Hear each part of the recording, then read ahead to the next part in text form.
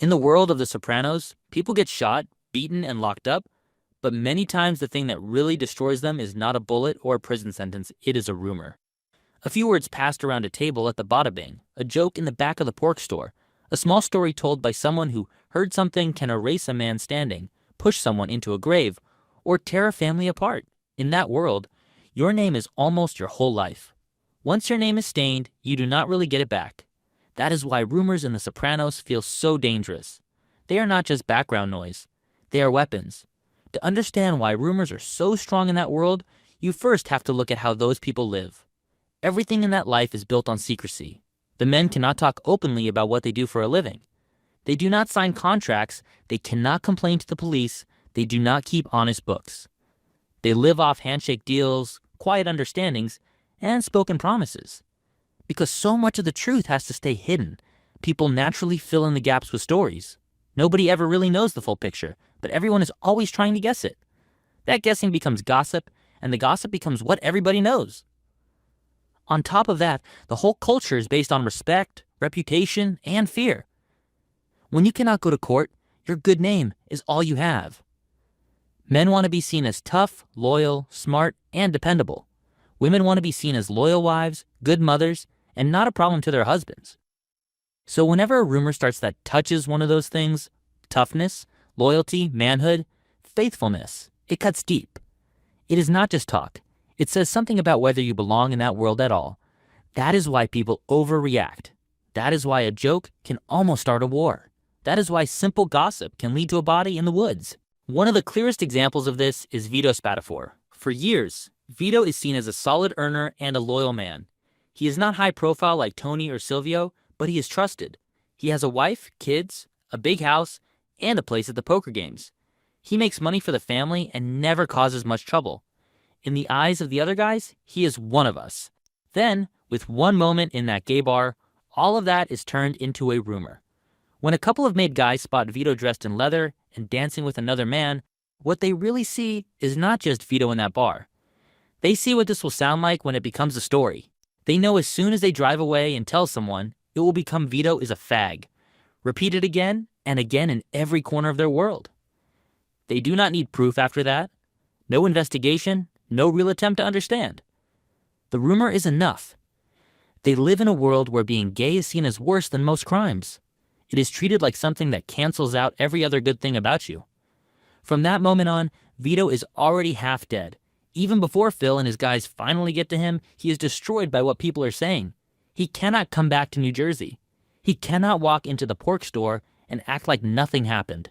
He tries to build a new life, tries to return and make a deal with Tony, but you can feel that the rumor has already written his ending.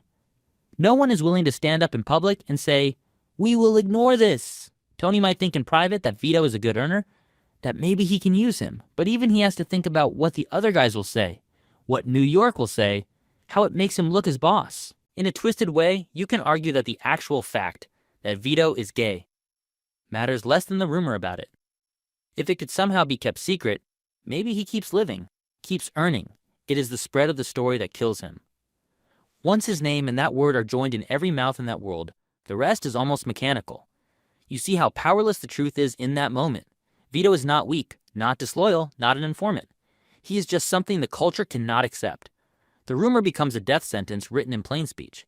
You see the same pattern with Adriana, but in a slightly different way. With her, the rumor is about being a rat. She is trapped by the FBI, worn down, confused, and scared. She does not wake up one day and decide to betray everyone. She is pushed and pulled until she breaks.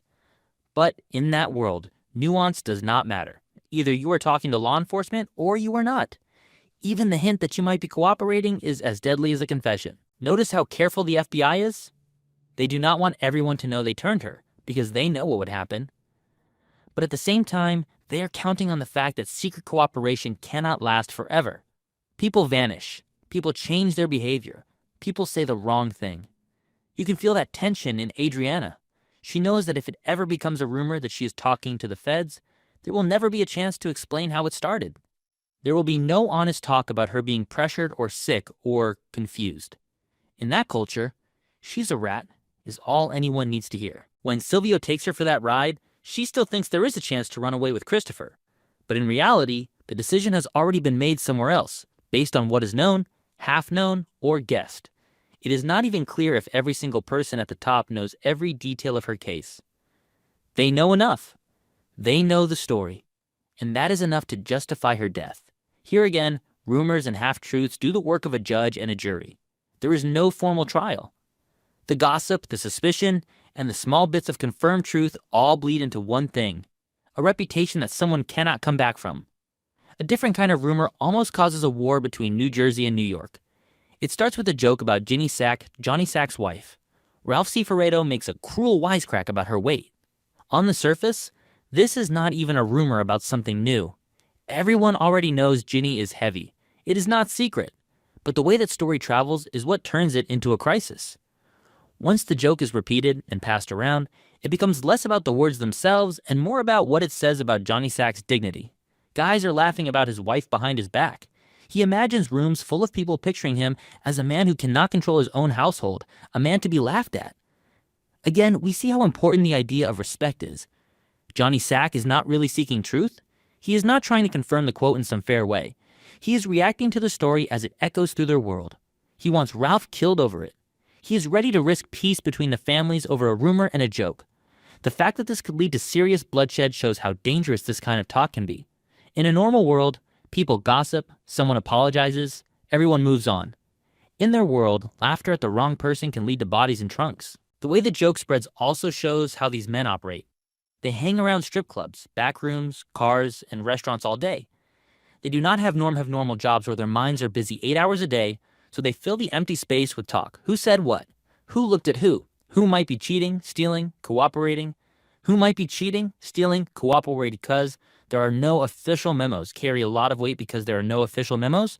No HR meetings, no public statements? A rumor often is the only news they get.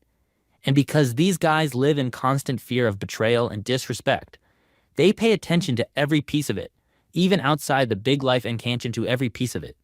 Even outside the big life and death examples, you can see rumors shaping smaller lives. Think about Jackie Jr. At first, he is the son of a respected former boss. People talk about him as a college boy, someone who could maybe escape this life. But as time goes on, stories start to spread about his gambling, his foolishness, his disrespect. These stories change how Tony and the others see him. By the time Jackie Jr. makes his stupid move at the card game, his reputation is already damaged. People are ready to believe the worst about him because the gossip has been bad for a while. Or look at Christopher. Again and again, you hear people talk about his drug use behind his back. It becomes a kind of permanent rumor cloud over his head. Even when he is sober, people wonder if he will slip. When Tony gets that call from the cop about the car crash in the later seasons, the idea that Christopher is using again is already believable because of everything people have said before. And when Tony finally kills him after the car wreck, what he is really reacting to is not only the current accident, but years of stories, complaints, and whispers about Chris being unreliable and out of control. The rumor and the truth are mixed together in Tony's mind, and the end result is death. You also see rumors around Tony himself. People whisper about his panic attacks, his therapy, his mental state. In a world where men must always look strong, calm, and in control, the idea that the boss sees a shrink spreads like poison.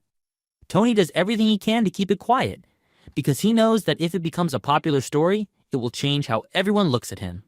A boss whose weakness is talked about openly is a boss whose power is slipping. Even if Tony still has his money and his soldiers, if the story about him becomes he's not all there, his authority is wounded. Another reason rumors hit so hard in The Sopranos is that everyone is always trying to read the future. Nobody trusts that things will stay the same. People assume someone is plotting behind the scenes, some deal is being made, some shift in power is coming. So when a rumor shows up, so-and-so met with New York, this guy is unhappy, that guy wants out, Tony might be going down, nobody treats it as harmless talk. They treat it as a warning. They try to act first. That is why there are preemptive hits, sudden betrayals, guys switching sides. A rumor that a man might flip to the FBI can trigger a hit even before he actually does anything. A rumor that a rival is gathering strength can push someone to move against him early. The fear of being the last to know is very strong in that world. Nobody wants to be the sucker who did not hear the story in time and ended up dead because of it. So they become jumpy. They treat whispers as facts. In a sense, rumors become reality simply because people act on them as if they were certain. The women are not safe from this either. Think about how Carmela would be judged if it ever became a solid rumor that she cheated on Tony in a clear, confirmed way. Even though Tony cheats constantly, the idea of his wife having a known affair would be a huge shame in that community. You can see how careful she is, how much she worries about what the neighbors say, how she reacts when she feels judged by other wives. Her life is shaped not just by what she does, but by what people might say she does. Janice, too, is trapped in stories.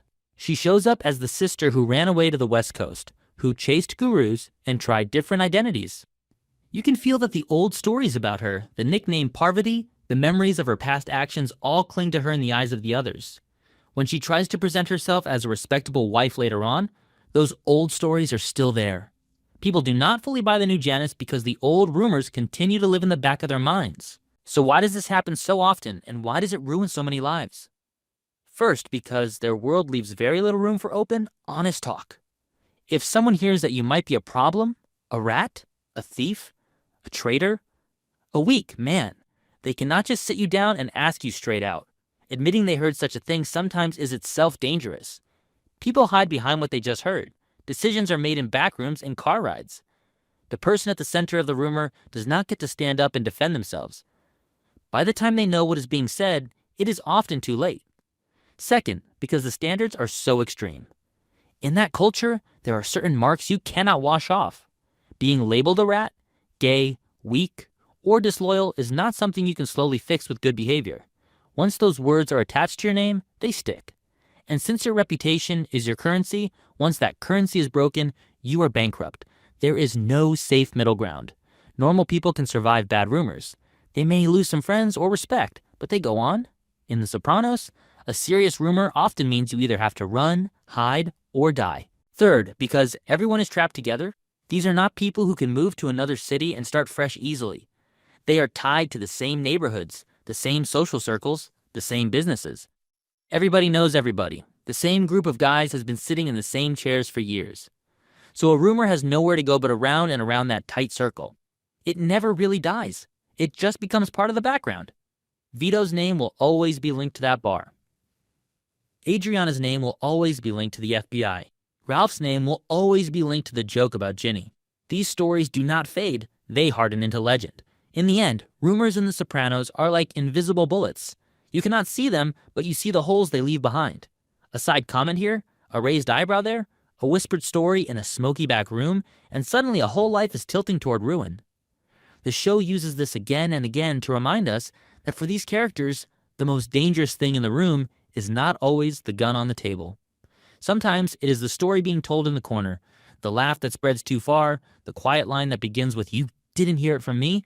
But in a world where truth is hidden, pride is brittle, and loyalty is everything, rumors become the main way people understand what is happening around them. They trust talk more than anything written down. They trust fear more than patience. And because of that, a small rumor can have the weight of a verdict. Lives end, alliances break, and families fall apart, not just because of what people do, but because of what people say they did. That is the real power of rumors in The Sopranos, and it is one of the reasons the show feels so real and so cruel at the same time.